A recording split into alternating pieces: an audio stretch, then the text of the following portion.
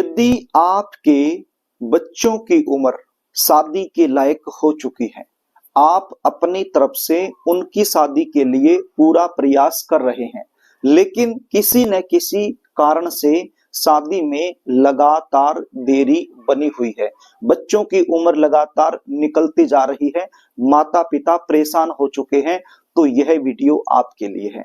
आज मैं आपको इस वीडियो के माध्यम से जल्दी शादी होने का एक ऐसा सरल एवं चमत्कारी उपाय बताने वाला हूं जो कि अपने घर में ही रहकर कर देना है।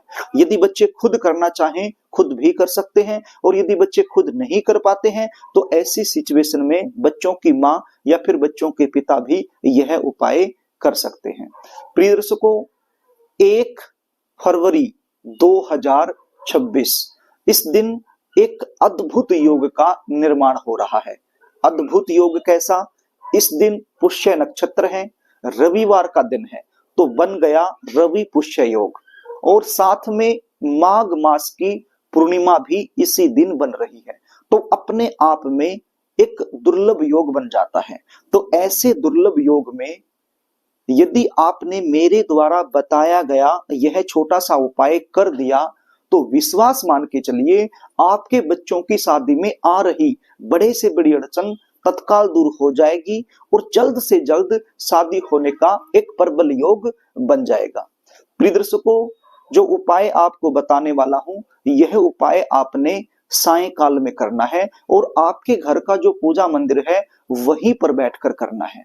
कई बार सिचुएशन क्या होती है, आपके जो बच्चे हैं चाहे वो लड़का हो या लड़की हो, उनकी शादी के लिए बातें तो कई जगह से चलेंगी, रिश्ते भी बहुत सारे आएंगे, लेकिन चलती चलती बातें बीच में रुक जाएंगी, कोई भी रिश्ता फाइनल तक नहीं पहुंच पाएगा, और कुछ ऐसे रिश्ते आएंगे जो आपके बच्चों के लेवल के नहीं है, तो सीधी सी बात है आपके बच्चे मना कर देंगे या फिर आप मना कर दोगे। और कोई ऐसा रिश्ता जो बिल्कुल आपके लेवल का है, आपके बच्चे भी वहां खुशी खुशी करना चाहते हैं, लेकिन वो रिश्ता सामने से पक्का नहीं हो पाएगा, सामने से किसी प्रकार का रिप्लाई ही नहीं आएगा, आप इंतजार करते रहोगे।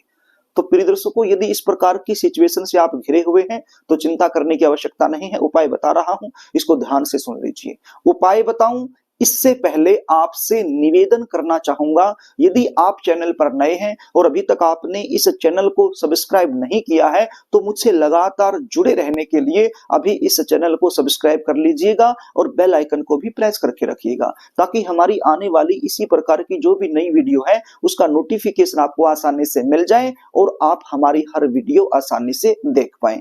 प्रिय दर्शकों, इस वीडियो को लाइक भी कर देना और इसको शेयर भी कर देना।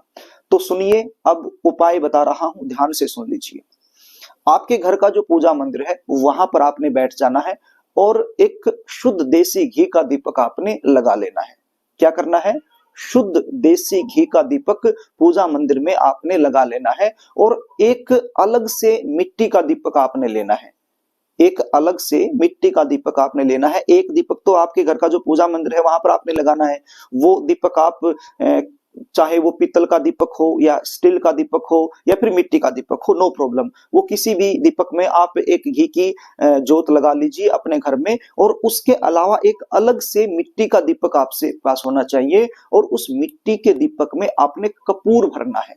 10-20 रुपए का कपूर आप बाजार से ले आइए और उस दीपक के अंदर कपूर भर लीजिए, और 1 चम्मच के लगभग पीली सरसों आप ले लीजिए। क्या लेना है?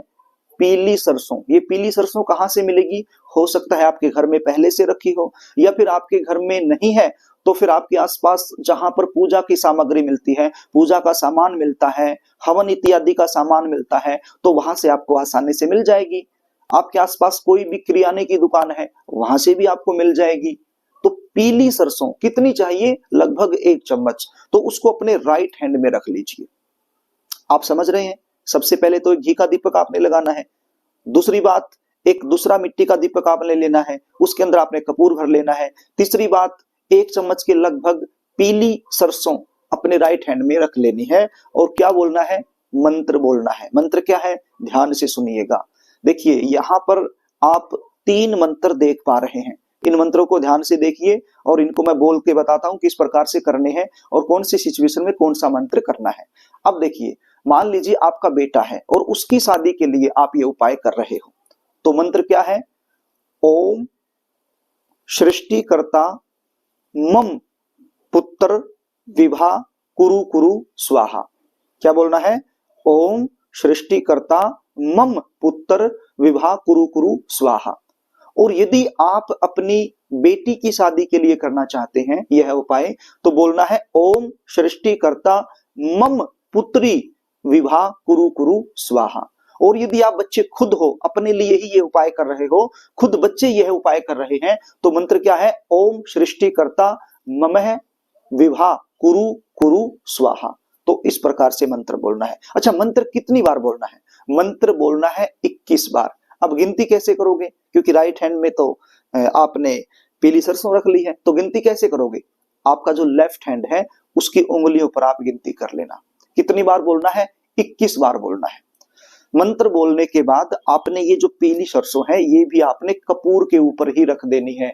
जो कपूर आपने एक मिट्टी के दीपक में ले रखा है, उस दीपक के अंदर ही, उस कपूर के ऊपर ही आपने ये पीली सरसों भी रख देनी है। अब क्या करना है? अब अपनी मनोकामना बोलते हुए इस दीपक को आपने जला देना है। अब ये दीपक आप जहां पर आप बैठे हुए हो पूजा मंदिर में ही, वहां पर भी बैठे बैठे जला सकते हो, या फिर आप अपनी छत पे जाकर भी जला सकते हो, या फिर आपकी जो बालकनी है वहां पर भी जाकर आप इसको जला सकते हो, कोई दिक्कत नहीं है। तो मनोकामना बोलते हुए इस दीपक को जला दीजिए।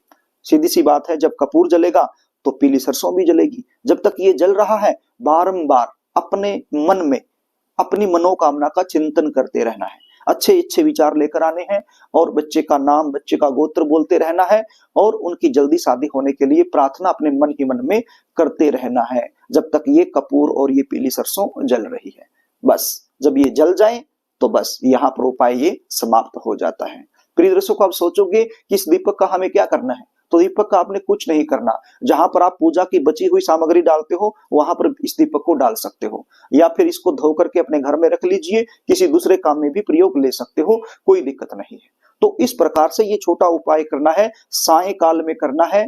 और अब पूछोगे कि सायंकाल में कितने बजे तक ये उपाय कर सकते हो? अब आपकी मर्जी है, जिस समय घर में पूजा होती है, दिया बत्ती करते हैं, उस समय आप ये उपाय कर लीजिए, बड़ा अच्छा रहेगा। और यदि आप कहीं बाहर हैं, थोड़ा सा देर से घर पे आते हैं, तो कोई दिक्कत नहीं है। मतलब शाम का जो खाना है, शाम का जो भोजन है, उस भोजन से पहले पहले ये उपाय करना है आपने।